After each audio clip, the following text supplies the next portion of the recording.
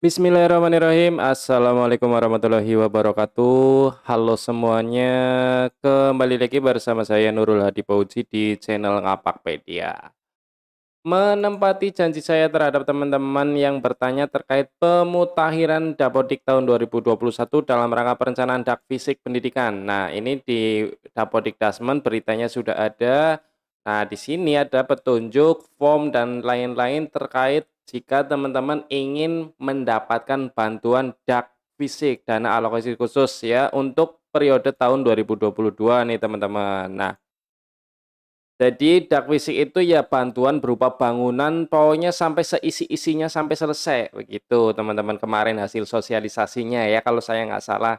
Nah, yang harus kalian lakukan di sini saya akan jelaskan, berusaha semaksimal mungkin dari proses awal sampai dengan akhir nih ya teman-teman ya. Proses awalnya silakan teman-teman ini download petunjuk dan formulirnya di yang pertama ini kita klik saja teman-teman ya. Nah, kalian pilih download all file. Ini saya sudah download, jadi saya tidak perlu mendownloadnya lagi. Kemudian teman-teman juga klik ini, panduan Sarpras, diklik saja seperti ini, tapi kalian cukup memilih yang satu. Nah, kualitas data sarana dan prasarana ya, ini kalian juga download. Nah, kalau sudah kalian download, itu langkah selanjutnya adalah silakan teman-teman buka ini. Ya nanti kan ketika di-download akan seperti ini. Nah, kalian klik kanan, extract here begitu ya. Kemudian nanti akan ada format penilaian kondisi bangunan. Nah, ini teman-teman buka formulirnya. Nah, ini di sini saya akan mencoba menerangkan kepada teman-teman terkait formulir ini ya atau form ini. Nah, yang jadi sedikit aneh adalah jadi di form ini entah kenapa kalau kita bukanya di Microsoft Excel 2007 itu di sini tidak ada menu pilihan untuk kerusakannya. Ini ya, ini saya perkecil saja. Saya geser ke sini, kemudian saya buka di Excel yang 2019 atau intinya 2010 ke atas, itu ada teman-teman untuk pemilihan kerusakannya. Nah, seperti ini kalau saya klik, itu ada pilihan ke bawah drop down-nya ya. Ini kita tinggal pilih. Jadi, kalau teman-teman Office-nya tidak ada menu drop down-nya, itu disarankan untuk mengganti ke Office 2010 ke atas, begitu ya teman-teman. Karena saya juga belum tahu ini solusinya harus diapakan agar muncul drop down seperti ini ya. Ini Office 2019, kebetulan saya pakainya itu. Nah, oke, langsung ke proses pengisiannya saja ya, teman-teman ya. Tapi oh ya sebelum proses pengisiannya, saya akan menjelaskan alurnya ya. Jadi, untuk alurnya adalah seperti ini, teman-teman ya. Mungkin teman-teman yang akan mempelajari, ya yang penting saya tahu alurnya dulu. Oke, saya jelaskan di awal saja alurnya ya. Yang pertama kalian download formnya. Tadi linknya sudah ada di web, kemudian bentuk tim. Timnya itu tim Sarpras ya teman-teman ya, yang akan tim survei lah kayak gitulah ya, yang akan meneliti kondisi bangunan sekolah kalian, kemudian lakukan pengamatan. Nah, pengamatannya itu di mana titik-titik kerusakannya begitu ya, berapa persentasenya seperti itu, nanti saya jelaskan pengisiannya ya. Kemudian isi formulirnya, nah isi formnya yang ini. Form ini kita isi, itu kemudian masukkan data form ke Dapodik. Tentunya data ini juga di-input ke dalam Dapodik ya nantinya.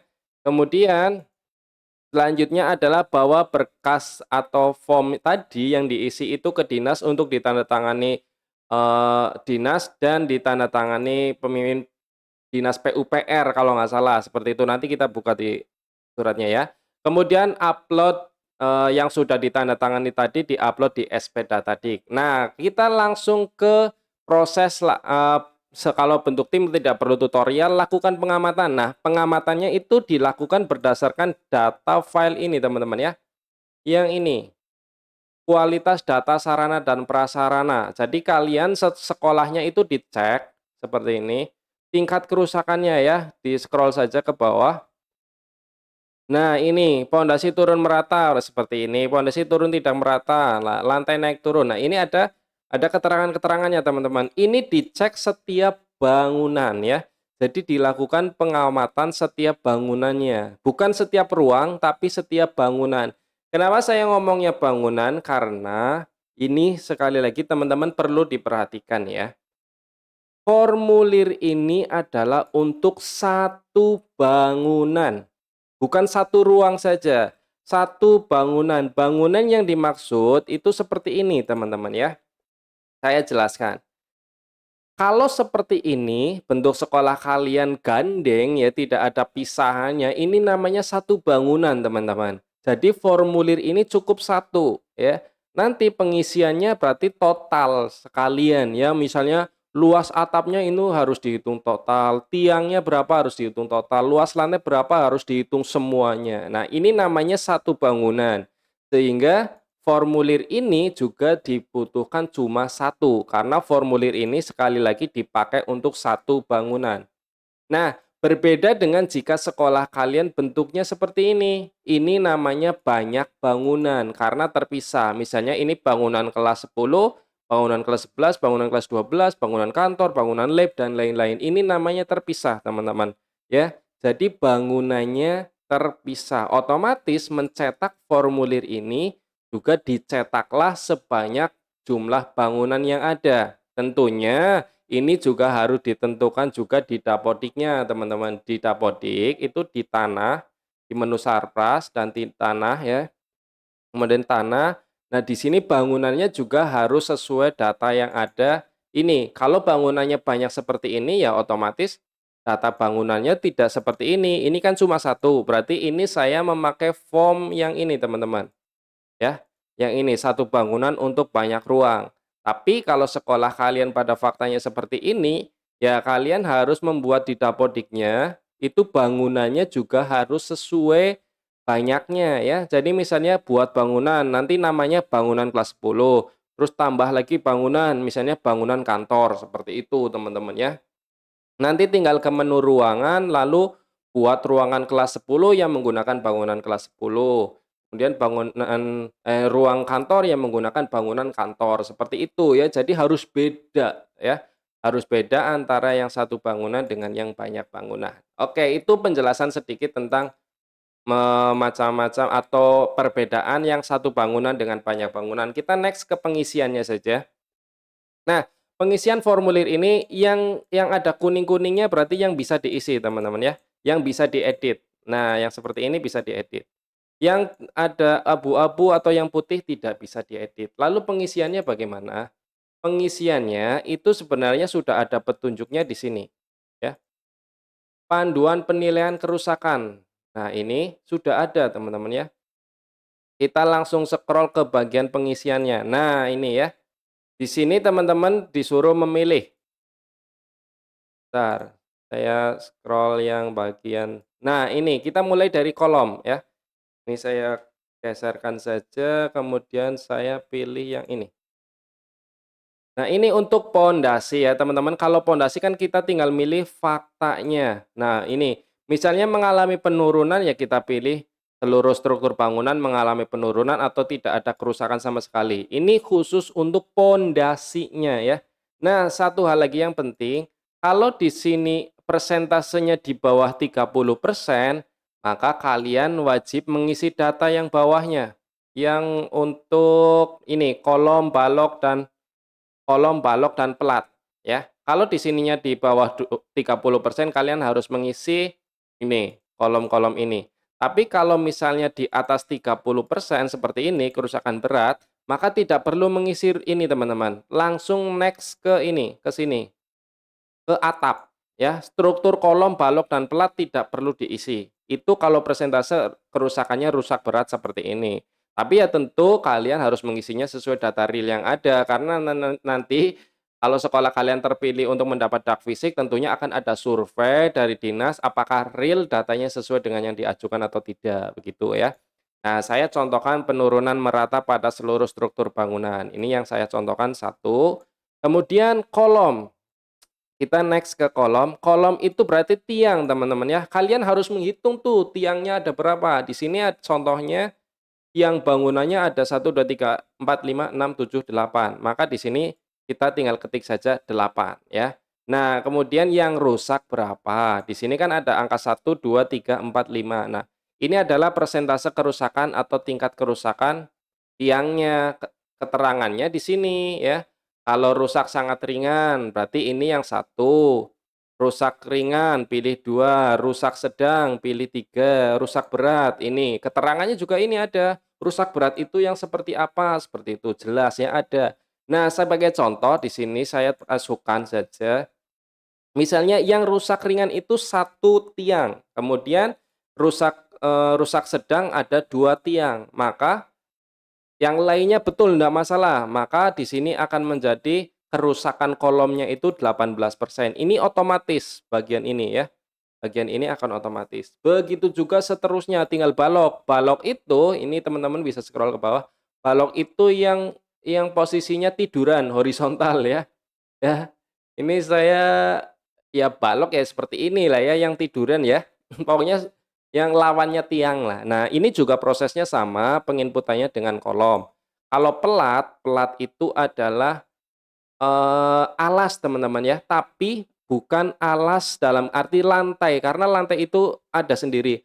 Plat itu misalnya, kalau panggok itu berarti dia alasnya namanya plat, begitu ya. Kemudian kalau lantai satu itu berarti di atasnya kalau bertingkat berarti di atapnya itu namanya plat ya. Seperti ini jelas kok yang namanya plat itu yang mana begitu. Nah, ya seperti itu. Di sini keterangannya sudah jelas. Untuk pengisian kerusakannya juga sama. Plat kan dibagi ada berapa nih? Misalnya ada 4 plat. Ada dalam dalam satu bangunan itu ada 4 plat, nah yang rusak satu, maka dihitung luasnya tuh ya, atau jumlahnya. Seperti ini contohnya ada 4 unit plat, ini yang satu itu rusak berat, berarti kita masukkan di sini rusak berat. Misalnya kita masukkan satu di sini rusak berat, seperti ini ya. Maka persentasenya akan berubah, begitu. Rusak berat itu yang seperti apa? Ya ini ada keterangannya semuanya. Ya, seperti itu teman-teman. Nanti tinggal scroll ke bawah, kita ke bagian atap. Nah, untuk atap itu kalian harus menghitung persentasenya ya. Kita scroll ke bawah untuk petunjuknya. Untuk atap itu kalian harus menghitung luas atap keseluruhan. Ya, belajar sama guru matematikanya ya. Kalau nggak tahu menghitung luas atap bagaimana ya seperti ini ya. Jadi atapnya itu dihitung total luasnya, nanti dibuat persentasenya berapa yang mengalami kerusakan. Misalnya yang C ini yang rusak ya. Luas C ini berapa, kemudian dibuat persentase total keseluruhan rusak itu berapa, begitu. Jadi begini, aduh ribet ngomongnya. Ini sudah ada jelas lah ya di sini. Luas A dan luas B totalnya 100 meter persegi. Nah, yang rusak 20 meter persegi nih. Rusaknya itu rusak ringan, berat atau apa, di sini sudah ada keterangannya ya. Kalau 20%-nya rusak rusak berat ya tinggal ditulis saja di sini. Rusak berat dimasukkan di angka bagian nomor 3 nomor 4 ya kalau rusak berat ya. Kalau nomor 3 itu rusak ringan. Begitu teman-teman ya, intinya hitung persentase kerusakannya berdasarkan luas yang rusak ya.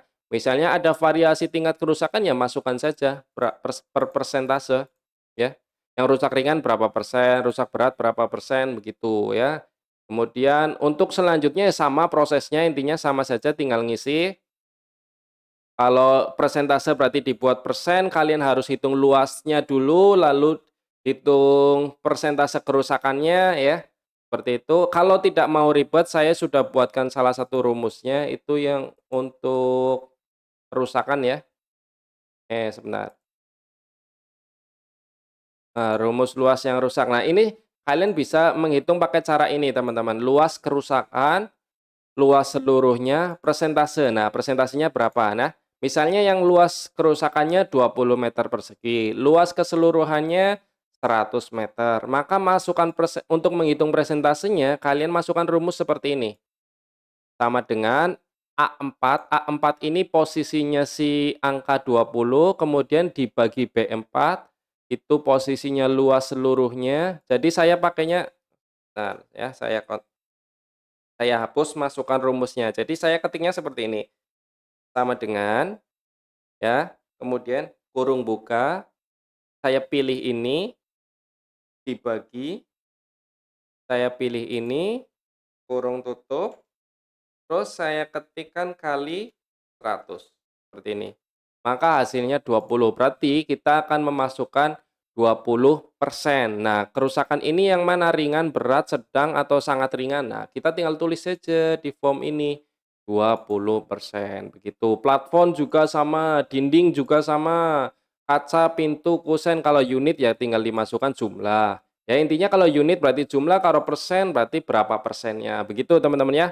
Nah, untuk instalasi listrik dan instalasi air semuanya juga sama, tinggal milih ya. Kita tinggal milih, pilihannya ada di sini semua, mana yang mewakili ya. Kemudian drainase itu di sini panjang ya. Jadi satuannya meter. Nah, drainase itu kan pembuangan air limbah. Nah, berapa panjangnya tuh di bangunan itu berapa meter, yang mengalami rusak berapa meter. Tinggal di-input saja seperti ini ya. Finishing langit-langit ya persentase, finishing kusen persentase. Nah, nanti kalian masukkan juga gambarnya denah bangunannya di sini ya, gambar 2 dimensi saja, kotak-kotak begitu ya. Nah, kemudian nanti mintalah tanda tangan petugas surveinya itu ya tim survei kalian ya. Setahu saya kemudian disetujui oleh dinas kabupaten dan juga dinas PU kabupaten, kota, atau provinsi. Nah, kalau sudah disetujui nih teman-teman ya, langkah selanjutnya adalah memasukkannya ke Dapodik data ini ya. Data ini dimasukkan ke Dapodik ya di menu tanah, kita klik tanah dan bangunan ya, kita klik kondisi di sini. Nah, data persentasenya itu ya sesuai dengan data kerusakan kolom tadi berapa persen. Kalau 18 ya berarti kita ketikkan 18 di sini, naikkan begitu. Kerusakan baloknya juga berapa persen. Bisa dilihat di sini di paling pojokannya ya.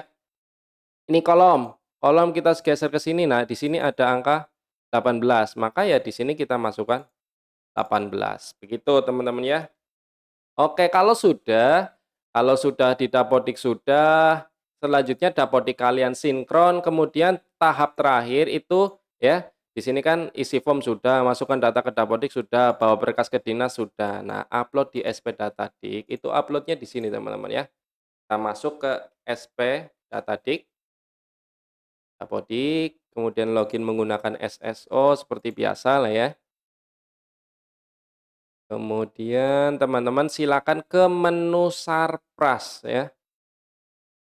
Bentar, ini memang agak lambat ya. Jadi intinya yang tadi form ini yang sudah ditandatangani dinas itu kalian cetak, di-scan kemudian di-upload. Ini diisi berdasarkan per bangunan ya. Kalau bangunan kalian banyak ya tentunya berarti ininya banyak formnya. Kalau bangunannya satu ya berarti cukup satu saja begitu teman-teman ya. Oke, ini terjadi kesalahan, kita refresh saja. Ya intinya untuk upload-nya ada di menu Sarpras, kemudian di situ ada menu upload, pokoknya di situ teman-teman pasti ada deh ya. Ini karena servernya lagi seperti ini, jam jam malam ya tidak terlalu malam, jadi kondisinya ya seperti inilah ya. Oke teman-teman, ini hampir 20 menit saya menjelaskan video mengenai Sarpas karena memang panjang dan lebar sekali ya pembahasannya. Intinya ya kalau kalian memang berencana untuk mengusulkan dak fisik dan kondisi sekolah kalian memang memungkinkan untuk pengusulan, ya lakukan pengusulan. Tapi kalau memang tidak ada kerusakan ya sudah ya. Saya sarankan ya, ya kalau mau usaha mengusulkan ya tetap usulkan saja nggak apa-apa. Begitu ya teman-teman ya. Oke, mungkin itu saja yang bisa saya jelaskan terkait persiapan dak fisik. Semoga saya yang jelaskan cukup jelas ya. Kalau kurang jelas ya tinggalkan pesan di kolom komentar apa yang mau ditanyakan. Nanti kalau bisa saya jawab ya pasti akan saya jawab. Begitu ya teman-teman ya. Mohon dukungannya untuk channel Ngapakpedia dengan cara like video ini, kemudian share ke teman-teman kalian dan juga subscribe tentunya buat yang belum subscribe ya. Terima kasih, saya akhiri. Salam satu nusa, salam satu bangsa, salam satu bahasa, salam satu data, dan salam terakhir, salam Ngapakpedia. Wassalamualaikum warahmatullahi wabarakatuh. Terima kasih.